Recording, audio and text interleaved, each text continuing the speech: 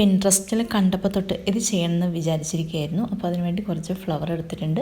ഇനി നമുക്കിത് sello tape എടുത്തതിന് ശേഷം അതിൻ്റെ ഗമ്മുള്ള ഭാഗം മുകളിലേക്കാക്കി മറ്റൊരു സെല്ലോ ടേപ്പിൻ്റെ പീസ് വെച്ച് അത് നമുക്ക് എവിടെയെങ്കിലും ഒന്ന് ഒട്ടിച്ച് വയ്ക്കുക. താഴെ ഭാഗം ഇതുപോലെ ഒട്ടിച്ചെടുത്തതിന് ശേഷം നമുക്ക് ഫ്ലവറിൻ്റെ നല്ല ഭാഗം ആ ഗമ്മുള്ള ഭാഗത്തേക്ക് പ്രസ് ചെയ്ത് കൊടുക്കുക. അങ്ങനെ എല്ലാ ഫ്ലവറും പ്രസ് ചെയ്ത് കൊടുത്തതിന് ശേഷം നമുക്ക് അതിൻ്റെ മുകൾ ഭാഗം കട്ട് ചെയ്ത് കളയണം. അതായത് ഫ്ലവറിൻ്റെ തണ്ട് ഒന്ന് കട്ട് ചെയ്ത് കളയുക. ഇനിയാണ് നമ്മുടെ ടാസ്ക്. ഇനി നമുക്ക് ഈ സെല്ലോ ടേപ്പിൻ്റെ ആ സെയിം അളവിൽ തന്നെ മുകൾ ഭാഗത്ത് ഒരു സെല്ലോ ടേപ്പ് വെച്ച് ഒന്ന് കവർ ചെയ്ത് കൊടുക്കുക. അപ്പോഴാണ് ഇത് ഫിനിഷ് ചെയ്യുന്നത്. അപ്പോൾ കണ്ടാൽ നല്ല ഭംഗിയുള്ളൊരു ഫൺ ക്രാഫ്റ്റ് എന്നൊക്കെ പറയാം.